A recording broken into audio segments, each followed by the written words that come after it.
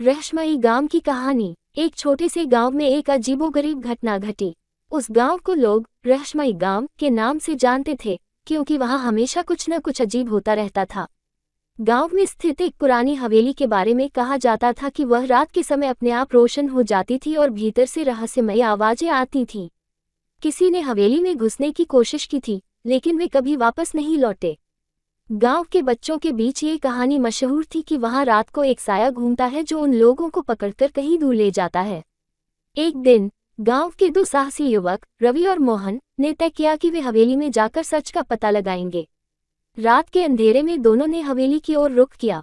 हवेली के भीतर प्रवेश करते ही वहां की हवा में ठंडक महसूस होने लगी। अचानक एक विचित्र रोशनी दिखाई दी और दोनों को सामने एक पुराना चित्र दिखाई पड़ा। वह चित्र किसी अजनबी का था, लेकिन उसकी आंखें जैसे उनके भीतर तक झांक रही थीं।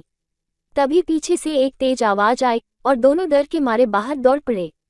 वापस लौटकर उन्होंने गांव के बुजुर्गों से सुना कि वह चित्र वास्तव में एक पुराने निवासी का था, जो हवेली में एक भयानक घटना का शिकार हुआ था।